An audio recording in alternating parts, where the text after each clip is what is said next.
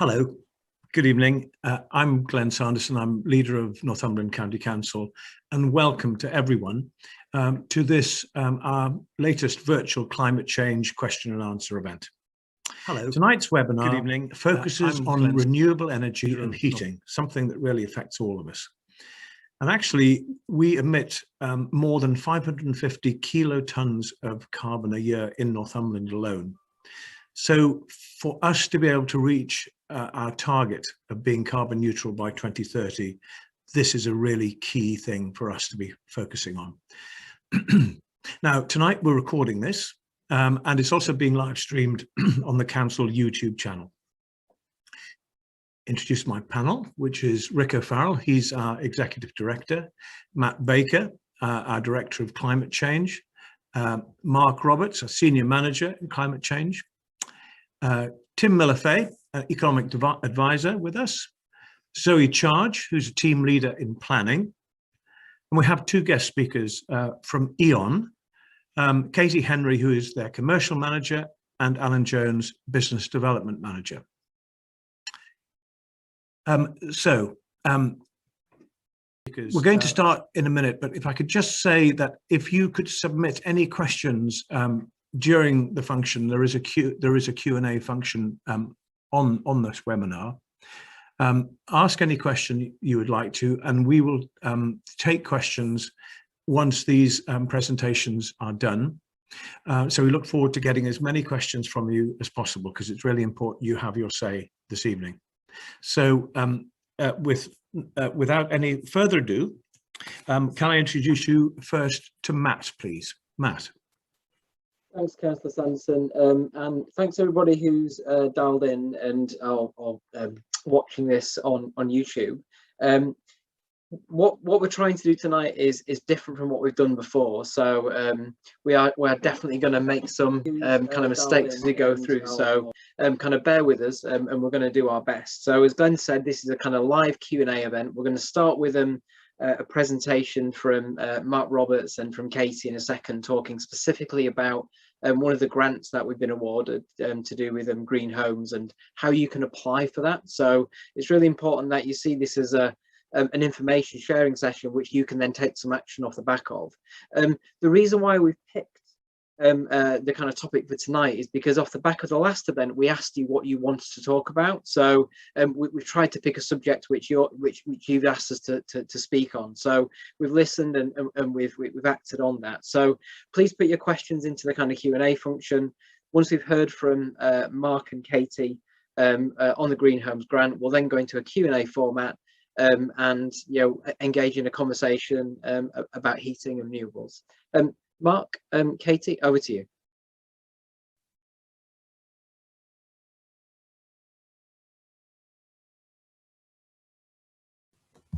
One moment while I bring this up.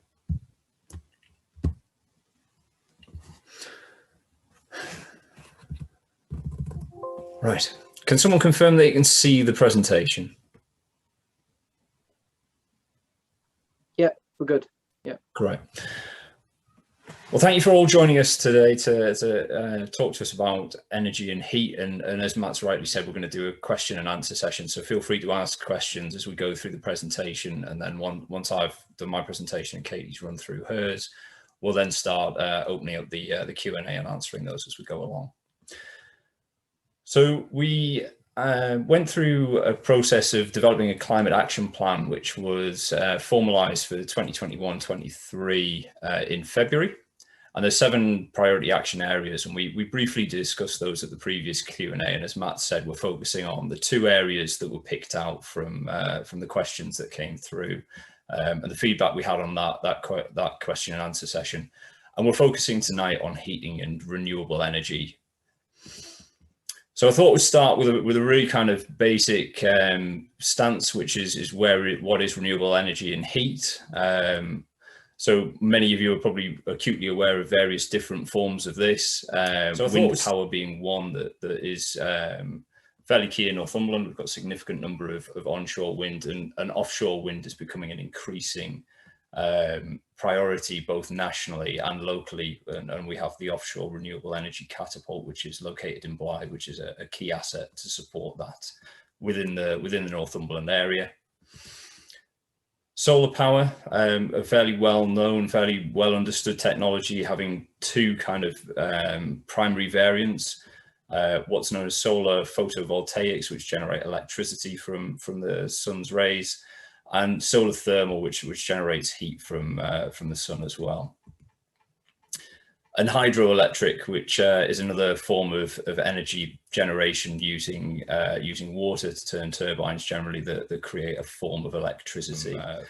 So those are kind of a few key points, and we'll be covering a few of those in a little bit more detail as I go through my presentation. And then in terms of heat, the first and foremost is within our action plan is to consider how we can minimise the amount of heat needed across the county.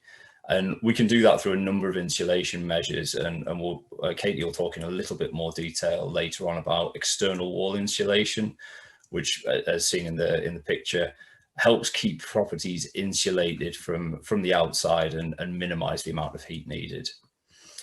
And we've got two types of renewable heat generation that I'll briefly touch on, and again, Katie will touch on air source heat pumps in a little bit more detail later on. But air source heat pumps draw in energy from outside, which can then be utilised to heat a property. And in a similar vein, we've got ground source heating, and I'll again discuss that in a little bit more detail as we go through the presentation. And it's a technology that the council's utilised on some of its own estate more latterly, and utilises heat from the ground and takes that heat in and then is utilised to provide space heating for buildings. And they're both electric forms of heating and thus lower carbon than the fossil fuel alternatives such as natural gas, oil or LPG. So when we're considering this in the carbon impact in Northumberland, we've undertaken a fairly extensive piece of analysis to understand what the emissions look like from a postcode level within Northumberland and within our domestic portfolio. And as Glenn rightly said, our domestic emissions account for 550 tons plus of kilotons of carbon across the entirety of Northumberland. And we've mapped that down to a postcode level, and we're in the process of creating a dashboard whereby residents will be able to log into their own postcode and see how their carbon is made up and what impact the different technological types may have on those emissions. And we've estimated that we could be able to reduce our domestic emissions by 359 kilotons of carbon. And we're hoping that we can move a picture of Northumberland from the one that's seen on the left to one that's seen on the right, with any remaining carbon being absorbed through our natural infrastructure, such as trees and through carbon sequestration, as it's known. So if we take a bit of a focus on some of the things that the council's been doing on its own estates, we've been undertaking a big focus on County Hall. County Hall's had a significant refurbishment over the last few years, and as part of that we've tried to implement both energy reduction technologies such as LED lighting, as well as energy generation technology. So we can see here 3 of the 4 roofs covered in solar. The 4th one is done, but we didn't manage to get a photo of that in time for the Q&A. It was completed last week. And we're also implementing an exciting solar carport project. So that is effectively a steel girders which hold solar panels above our car park and allows the cars to continue to park underneath, and effectively turns our car park into both a car park and a solar farm. And between the roof mounted and the solar carport, we expect that to be able to provide up to 50% of the building's electricity demand, as well as supplying electricity direct to the EV electric vehicle charging points that we are installing across our own facilities. We've also been successful in drawing in £3 million to support 6 ground source heat pump projects. The picture on the right-hand side is a picture of Willowburn Leisure Centre, and that we've just finished installing 168 kilowatts of solar, as you can see in the picture there, to provide renewable and zero carbon electricity to the building. We're now looking to undertake this project through the funding that we've brought in to replace the existing gas-fired boilers with a ground source heat pump, and do a similar process across 5 other key council assets. And that will save over 330 tonnes of carbon per annum. And we're also expecting further funding to come through central government to support similar projects. And so we'll be starting to try and increase the momentum we're generating on this type of project. One of the other really exciting areas of development that the council's focused on is district heat networks.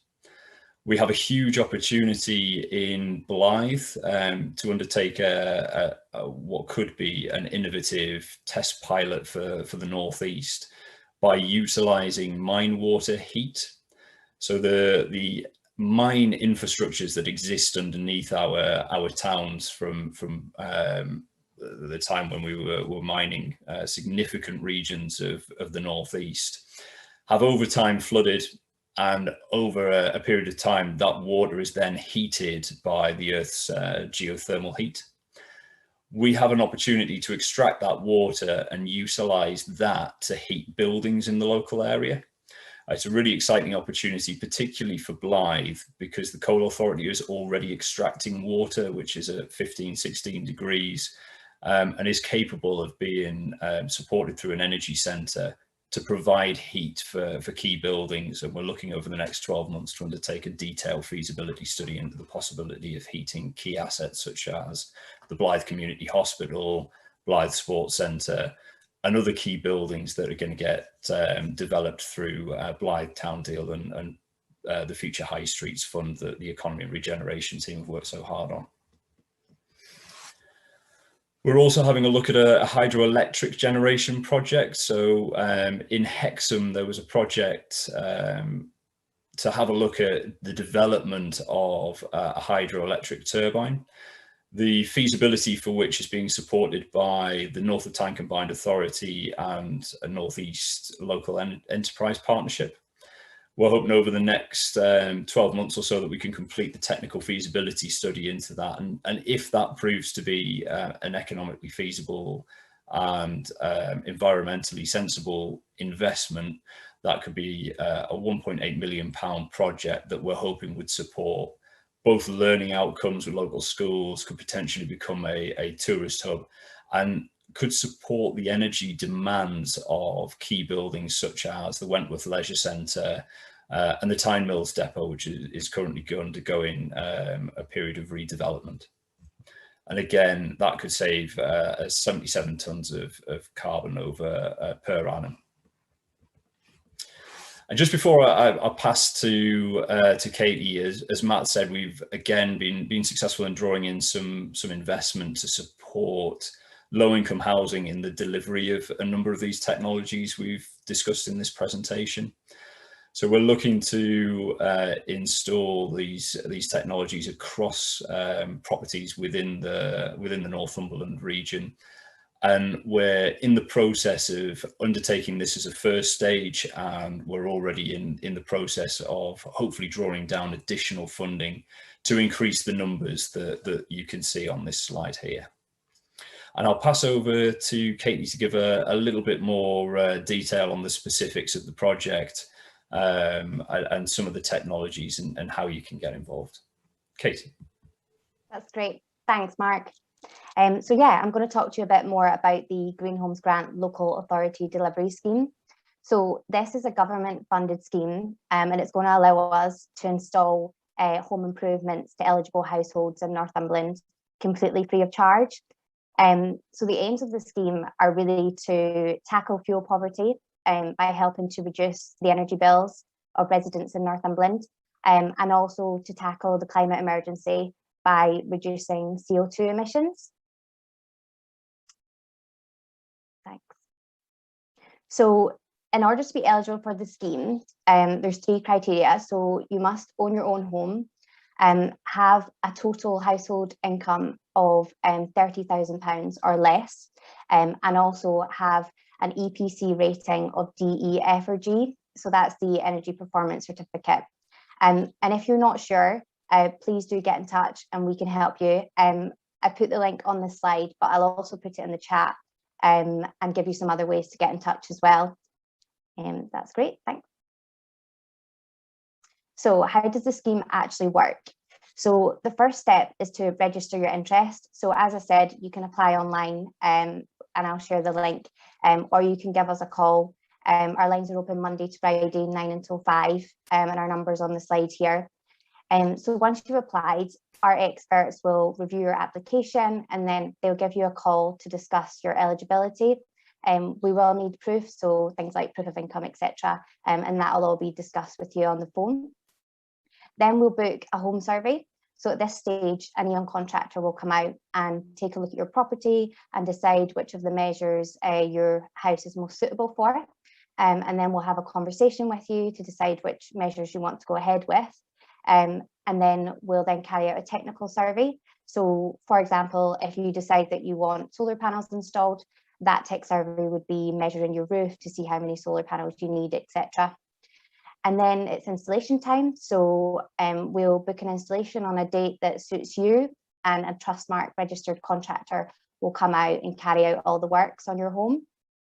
And then we will continue to provide aftercare. So you get a warranty for the new technology as you would if you'd paid for it yourself. And we'll continue to provide you support to make sure that you're getting the most out of your new energy efficient solution. So there are 3 solutions which are available as part of the Northumberland scheme. And the first one that I'm going to talk to you about is external wall insulation. So this basically involves fixing a layer of insulation material to the outside of the walls of your home. And then it's then covered with a render, which is usually textured. And it can save 30% on your energy bills, and that's around £375 every year on average. And it saves 1.6 tonnes of carbon dioxide every year. And it also improves weatherproofing of your home and can improve sound resistance, and also reduces the risk of condensation and damp. So the types of properties that are most suitable for external wall insulation, it's basically any solid wall property, which tends to be older properties, because newer properties tend to be built with cavities between the walls, so they'd be more suitable for cavity wall insulation. So the next solution that I'm going to talk to you about is air source heat pumps. So air source heat pumps are energy efficient way to heat your home. They run on electricity, so they absorb heat from the air outside to heat your home and your hot water. And they're seen as the long-term replacement to gas boilers. They can save up to £1,000 every year on your energy bills, and they save 1.6 tonnes of CO2 every year. They're guaranteed to heat your home for at least 20 years. And as I said, as they're seen as a long-term replacement to gas boilers, they'll most likely add value to your property. So when considering whether an air source heat pump's right for you, you need to consider whether you've got the space for it outside your home. So the unit sits either fitted to a wall or placed on the ground, and it needs to have plenty of space round about it. The savings that you can make by having an air source heat pump depends on your current heating source. So for example, you'd save a lot more if you were replacing like an old electric storage heating system compared to what you would save if you already have a gas boiler, for example. So you also need to consider the size of your house and the heating demand that you have. So the bigger the house, the bigger the air source heat pump has to be. So that's a consideration.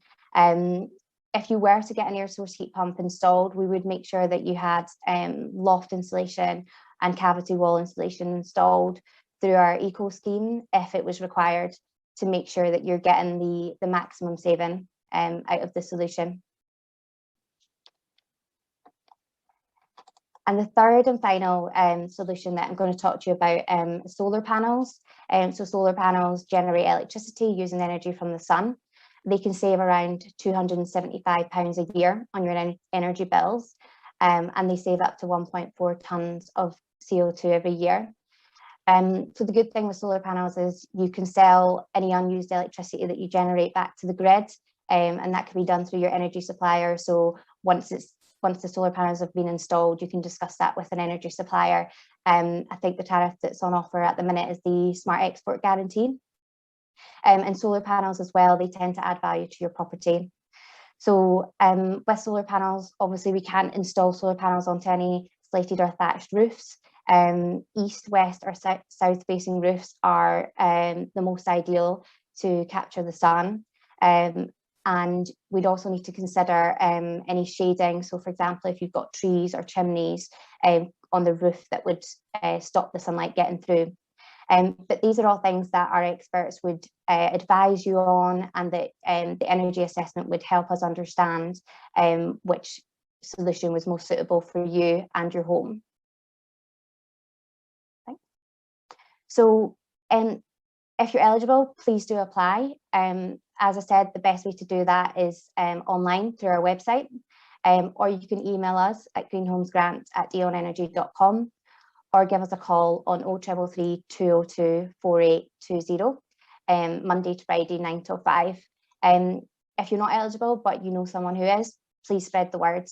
And yeah, thank you so much. I'll pass back to Matt.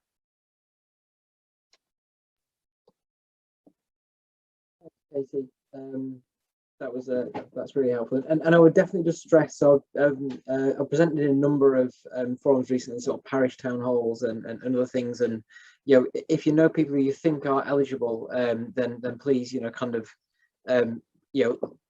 pass them the details. We'll send the information that Katie just shared out at the end of this meeting, probably tomorrow. And it's a really good scheme, and can really help people to save some money, and also to help us with our climate action plan. So we're now going to move away from the kind of presentation and go into more free format, and now go into the Q&A. So I'm going to look left. I haven't looked at the questions yet, so I'm just going to read the question out, and then hand this to the most relevant person in the team. So this is probably a question for Mark Roberts, I expect initially, and possibly then Tim after that. So the question's from Peter Fletcher from the Hayden Bridge Development Trust. So thanks, Peter, for the question. And the question is, how can the council support community level renewable energy initiatives, community education for individual households, and community-led initiatives? So Mark, if I hand that initially over to you, and then we'll see who else needs to add into the answer to that question. Mark. Yeah, thanks very much, Peter, for the question. That's a really good one. We are currently doing a few things on this front to try and support our communities, our schools, and a number of areas where we can have influence. So most probably notably at this juncture, we've started a pilot project which is known as Climate Champions, and so we've got a small group of participants, and we're supporting them to create their own community level action plans. We are supporting them to share best practice, and some communities have already been incredibly active in this area, and it's really admirable, and we're trying to support them to then take this to the next stage and see where we can add value to that, and support them with some of the challenges and barriers that they face to making the key changes that they need. There is also some funding potentially available for community groups through a rural community energy fund.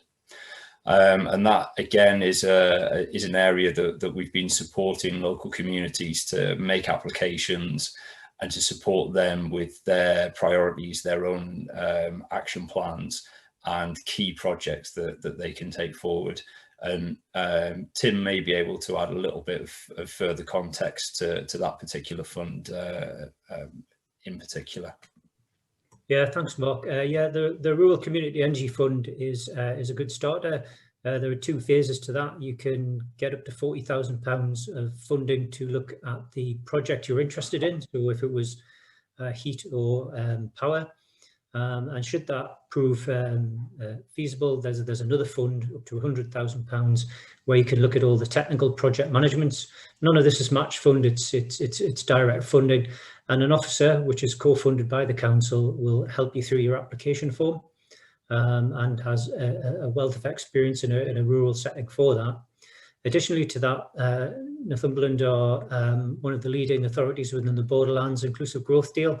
Within that is an engagement strategy for an energy master plan, and we've been tasked to come up with an engagement strategy about how we can increase community ownerships. So at some point in the next 4 to 6 months, we will be engaging through that, through the badge of the Borderlands with our communities and trying to see where the buy-in is for that. There'll be a fund of £30 million over 10 years for the 5 authorities in that, which communities can bid into, again, to try and help them with feasibility studies, engagement studies, understanding energy models and energy systems. So there are a number of things there, but I do, as Mark says, probably the first port of call would be to look at the RCEF, the Rural Community Energy Fund, and we do work quite closely with BASE who deliver that and are supporting its extension or its next phase going forward. Quite often the difficulty with these projects is the legal side of it, forming a trust or a community group to be legally applicable for the funding. But again, the officer will help you through that and talk you through the pros and cons. And if you think it's an onerous task, once you get into the detail, you'll find there's a great deal of support there. Thanks, Tim. And what I would just say, Peter, sort of looking at the kind of the name of the organisation is, please drop an email into the climate change inbox, which is at the back of the climate change action plan on our website, and we can have a specific conversation, and that would go for anybody who's in a similar situation. The next question is from Tony Claydon. There's no capacity in the electricity grid to take new connections, making community energy schemes impractical. Can the council help put pressure on the grid to increase its capacity? So I'll probably just answer this one. I could answer with the one word yes, and that's something which we're doing. So we're in a pretty active dialogue with Northern Power Networks at the moment about exactly this issue, Tony, and they're doing a bit of work at the moment which is different from how they have done their work historically, which is they're kind of engaging with us to create a forward plan of where they are going to put enhanced capacity in the grid. And they're running a process which they call call for evidence, which we're passing information into to kind of help to influence that. So your timing is actually really good, and that call for evidence, I think, closes from memory in a couple of weeks' time. So if there's a specific thing that you are referring to which you've kind of come up against, then again, if you drop that into the climate change inbox, we'd be more than happy to kind of put the pressure into that communication with Northern Power Grid, and we can report back, or one of a number of local authorities who are kind of lobbying them in that way. But we're really keen to do that and help with that type of issue. I don't know if Mark, you want to add anything to that? I think you've summed it up beautifully, but yes, we are in an active dialogue, and I think the only other point to potentially mention is that we're aware that Scottish Power Energy Networks support kind of the north and west part of Northumberland, so there is a little bit of crossover into a different energy network, and we've had some preliminary conversations with them around similar issues. So we're in conversation with the two big players that support those key barriers that may stop energy renewable projects taking off. Great, thanks, Mark. The next question is from Bill Granger, and it's quite a long question, and I think there's sort of a couple of different parts to it. I might hand the first part to Zoe, because there's sort of a bit of a planning kind of angle around about wind generation. So I'll just read it as it is. So Humshoff Net Zero Commission studies at the generation of low carbon electricity to meet the needs of the parish. PV and hydro could make a contribution, but it would be small, as the Hexham hydro saving indicated. A large scale impact could come from wind. This could come from 100 small 25-metre diameter turbines to comply with current planning guidance for the parish, or one larger turbine which would not currently comply. Has the council looked at how we can supply electricity we need from zero carbon technology? So I'll just break that into two questions. Zoe, do you want to offer a point of view on the kind of the planning point in terms of you know, the one large turbine which wouldn't comply, but 100 that would? Do we have a kind of point of view on that? Yeah, so people might be aware that Northumberland has been developing a local plan recently. So we've been currently subject to an independent examination of that. And as part of that, the plan is very much supportive of renewable energy and the technologies that we've talked about today, wind being one of them that we support. But the local plan very much just reflects the national planning policy framework. And that national planning policy framework effectively says that onshore wind, I think as the person asking this may well be familiar with, that onshore wind is restricted in that you have to identify particular areas. I think it's fair to say that Northumberland makes a really positive contribution already to wind energy, but almost the opportunities for those larger scale turbines are exhausted. So we haven't identified any additional areas. That's not to say that existing wind farms couldn't be repowered in the future. So that's one option. But what the local plan does do is identify a lot of different areas where those smaller scale turbines are acceptable, albeit that's subject to, we're supporting wind, but people that are familiar with planning will recognise that planning's got to weigh up lots of different considerations. So landscape, and visual impact and residential amenity, there's all sorts of factors, and particularly in Northumberland, because we've got a very sensitive environment and particular settings like our coastal area of outstanding natural beauty. So these are all things that planning weighs up. Thanks, Zoe. And to answer the kind of specific question that goes with this, the specific part Zoe answered, has the council looked at how we can supply electricity need from zero carbon technology? So we've definitely modelled some assumptions around the impact of the grid and that kind of descending through into kind of a basically sort of green versus you know, brown, for a better way of describing it, kind of generation.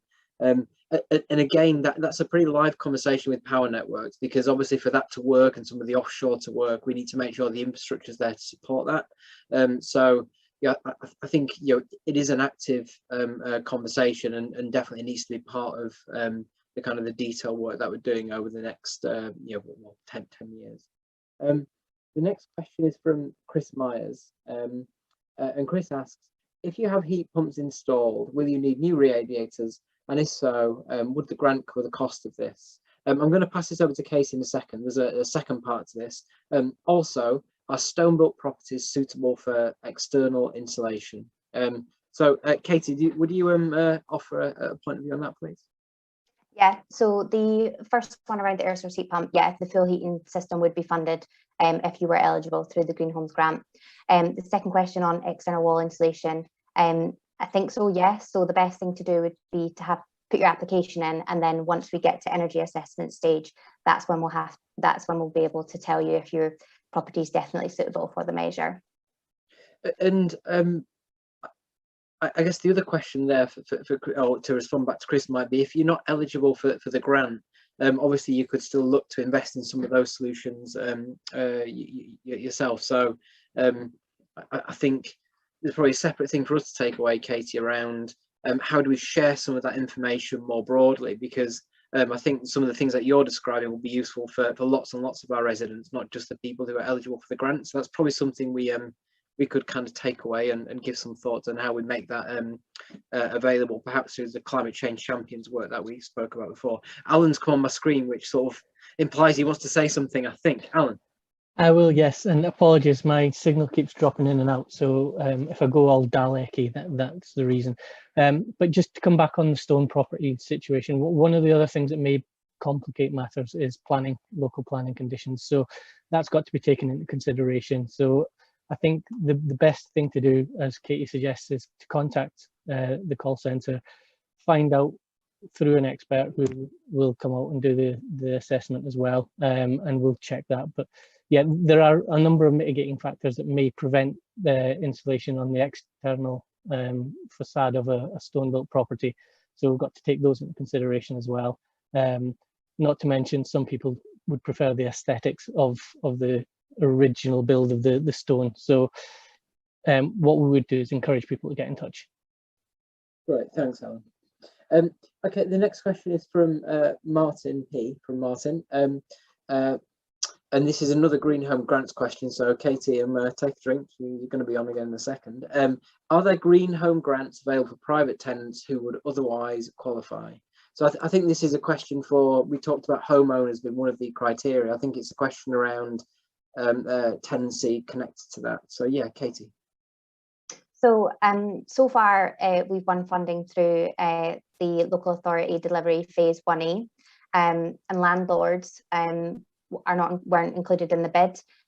So at this minute, no, but I know that Mark is having discussions about future opportunities for funding.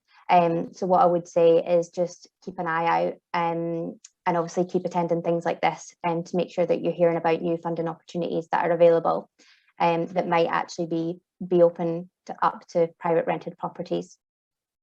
Yeah, thanks, Katie.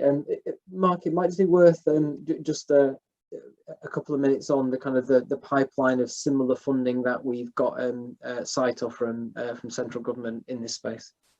Yeah, absolutely. There's some more exciting funding opportunities coming through. So this particular local authority delivery, as Katie said, is part of the first round of funding. There are already announcements around the second round of funding. We're actively developing a bid into that funding. So we're confident that we'll be able to support some additional funding coming into the county to increase what we're doing under this first round and seek to build some more momentum around some of these technologies and help as many residents as we physically can. We are also supporting central government, specifically the Department of Business, Energy and Industrial Strategy, who are responsible for the development of this and other funds, to create their next round of funding, which they're affectionately terming HUG, which stands for Home Upgrade Grant. I promise you, I don't come up with these acronyms. And they are looking to focus that, which is really good news for us, on off-gas grid properties. And where this fund is supportive of individual measures being delivered into individual houses, as Katie's run us through with the presentation. The Home Upgrades Grant, they are considering changing the focus to, instead of being a single measure, more of a whole house approach. So may enable us to deliver multiple measures. However, the scheme and the scope is still up for debate. It is still being shaped. We're actively supporting them in the creation of the most advantageous project from a resident's perspective. And again, I'll reiterate something that Matt said. If there's kind of thoughts about how schemes have been unable to help residents, then please get in touch, as we are trying to have an active and open conversation with central government to make sure that we're able to help as many residents as is physically possible. Thanks, Mark. Thanks, Mark. The next question's from Wendy Breach, which I'm going to break into two parts. And I'll probably answer the first part, and then I'll probably hand the second part back across to Mark, and perhaps some input from Tim. So the first part is NCC missed the boat when it came to ground source heat network at the new QHS building in Hexham, and that's the bit I'm going to take in a second. Will we consider a district renewable heating solution at the current Hexham Middle site, which it says will almost certainly be sold for a housing development in due course? I mean, obviously, I don't know about the last part.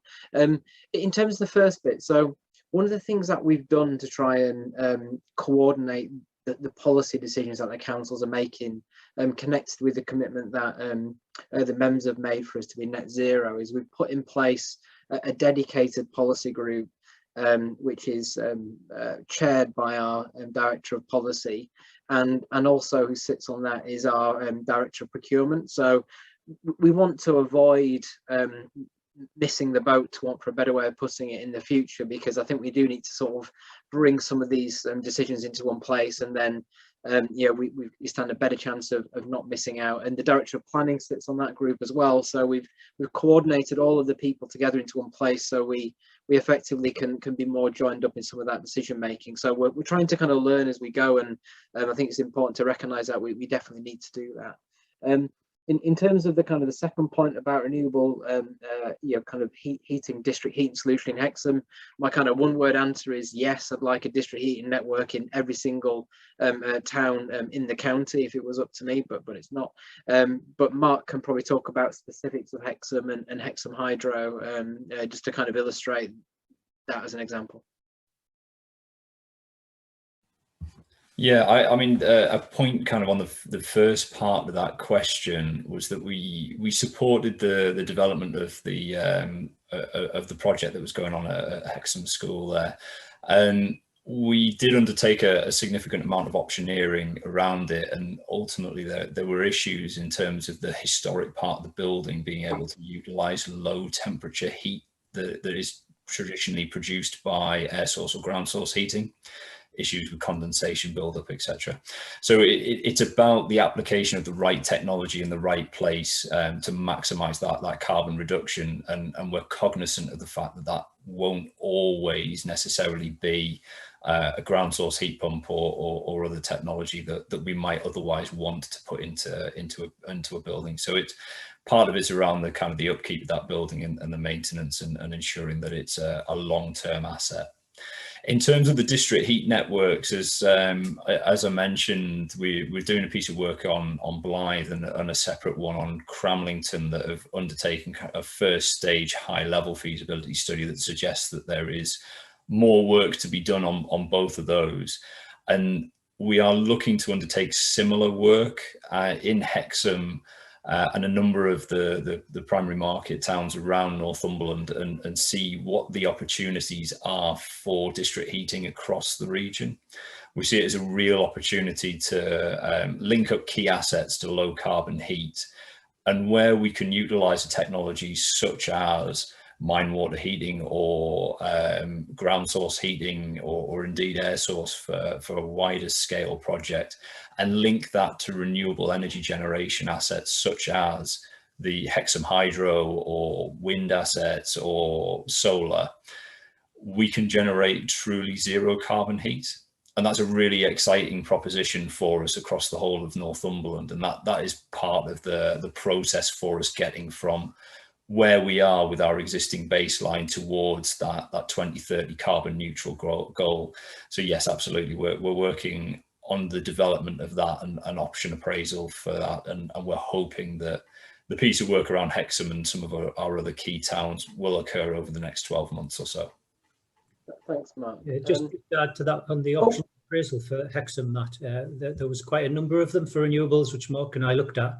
I think there was about 25 of them, and I do believe that an air source heat pump solution was put in place, hot water systems, and I think the PV was increased as a result of that additional work. But as Mark says, it was looked at in the round, and there were some additional renewals put in following that options appraisal.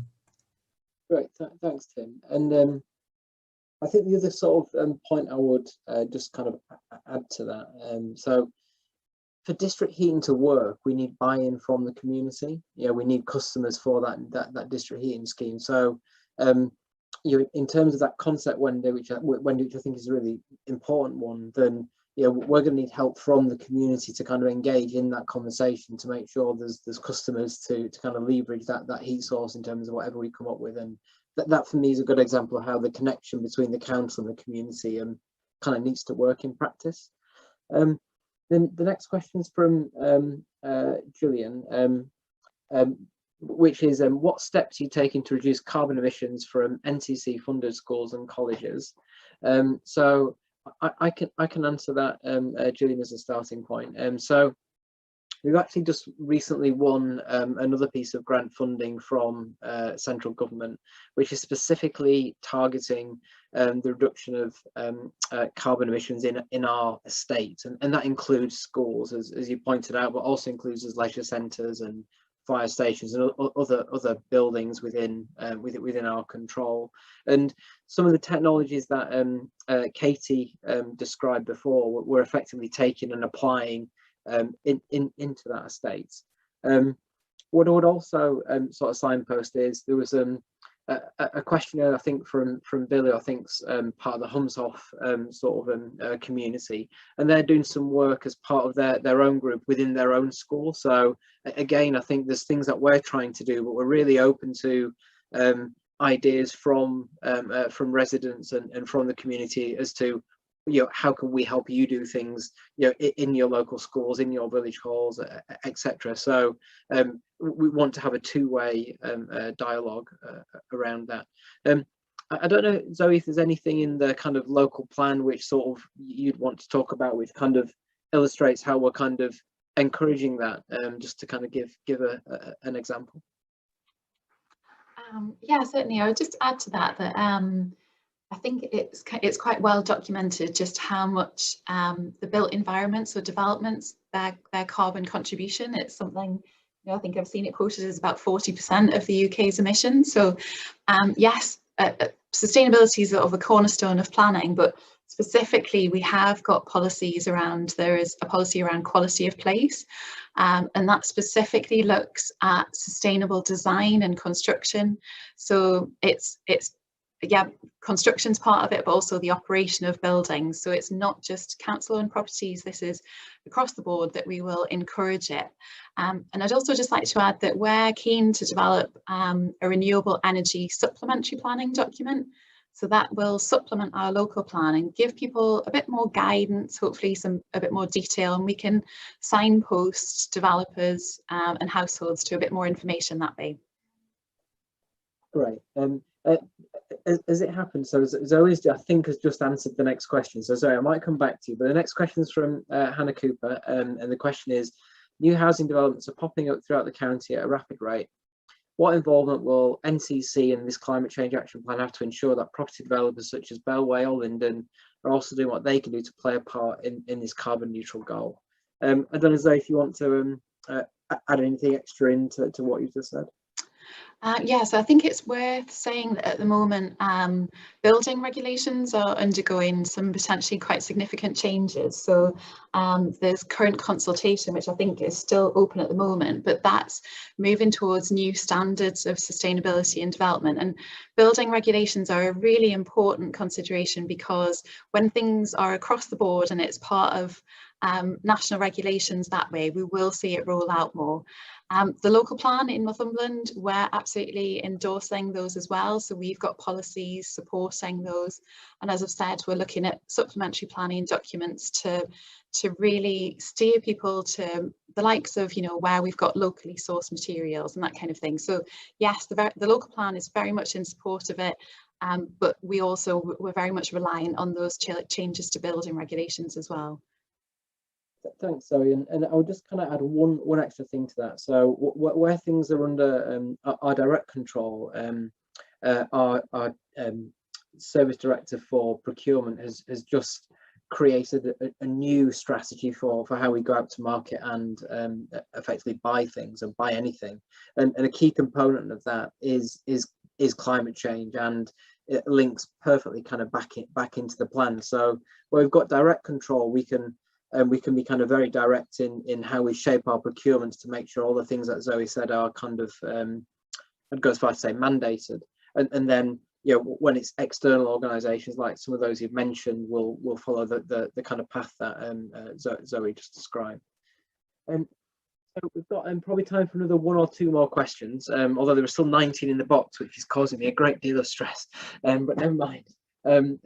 Question 9. So this is from Tony Claydon. So can Northumberland County Council petition the Tyne and Wear Pension Fund to disinvest its 238 million in fossil fuels, the 7th largest local council investor in coal in the UK? So this question has, I think, come up before. Now, I don't know the answer to that, but Glenn, do you? Oh, Mark raised his hand. Glenn, have you had any conversations about this? Because I think at the back of my mind you might have done. Is that right? Yes, it is, and it's something we have discussed and we are still looking at. But did you say Mark could perhaps take this one, a little bit more detail on this one, Mark? I can. We've had some conversations around this, because obviously it is a concern that we've got investment into effectively an industry that we are looking to migrate away from as part of the climate action plan. However, we don't directly control the pension funds. So it is, as the question asked, it is a question of lobbying and having a discussion. And so we have opened that discussion with our head of policy.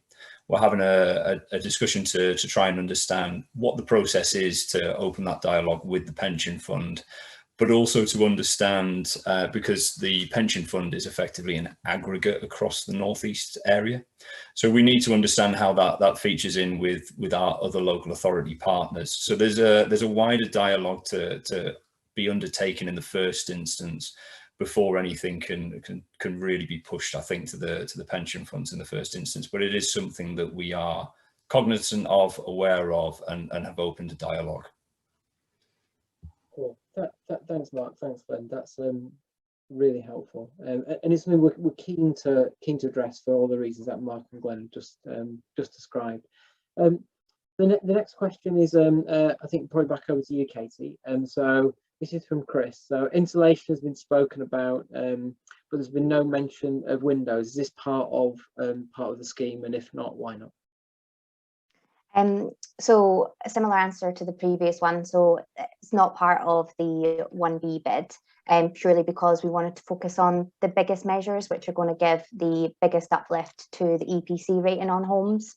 But again, as I said before, Mark's having various conversations about future funding opportunities. So measures like windows and doors could be available further down the line. Cool. Thanks, Katie.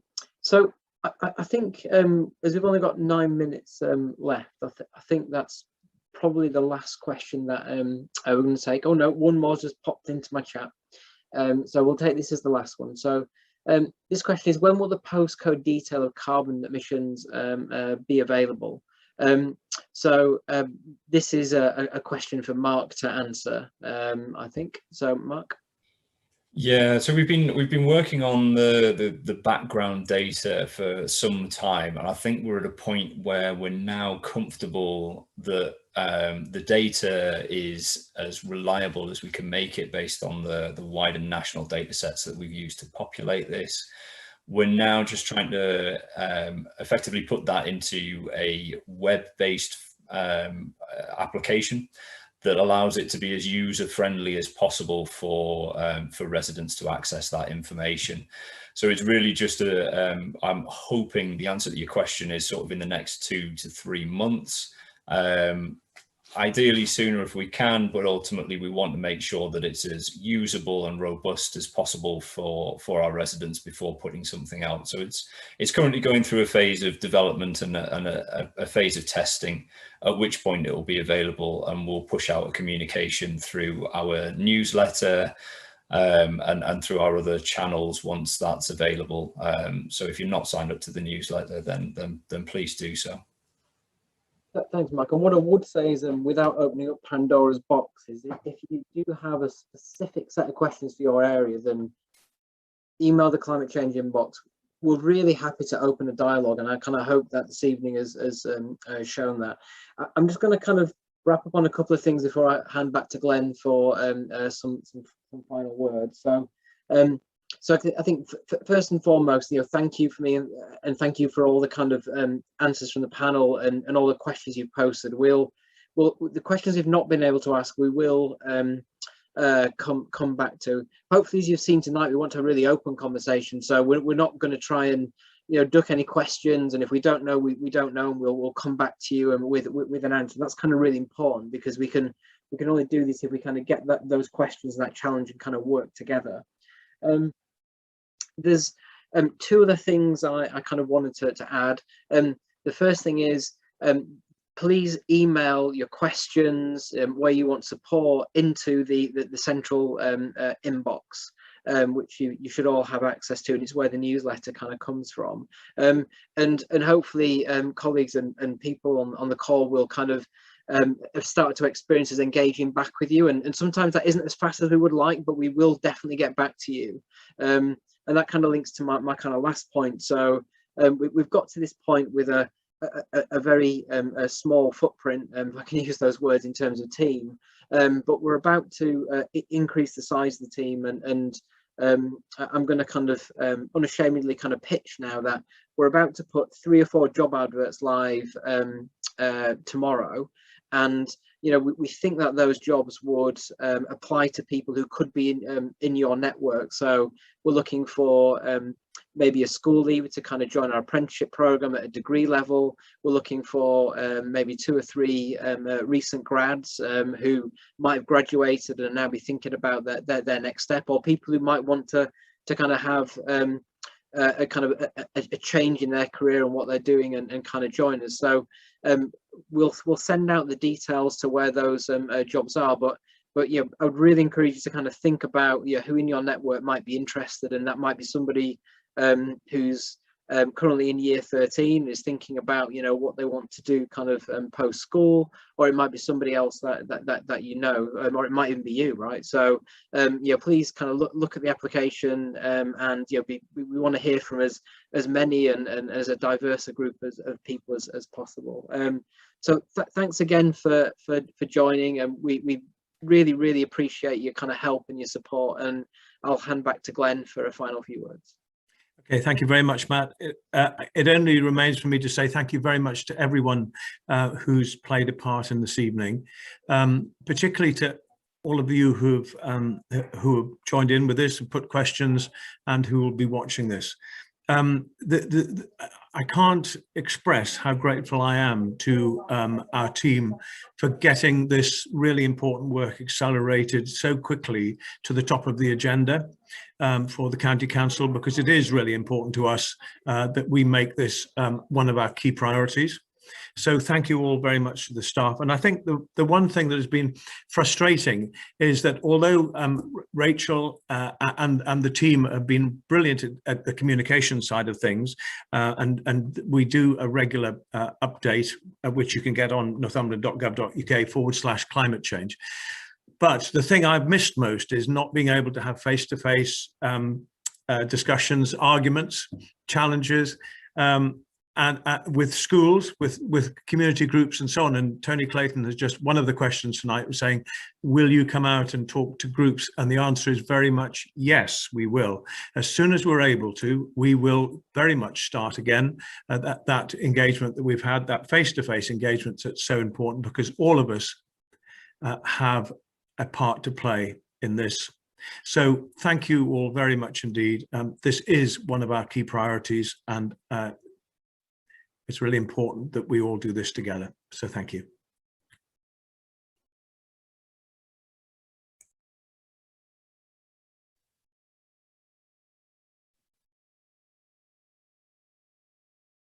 Thank you, everyone. That's the end of the session.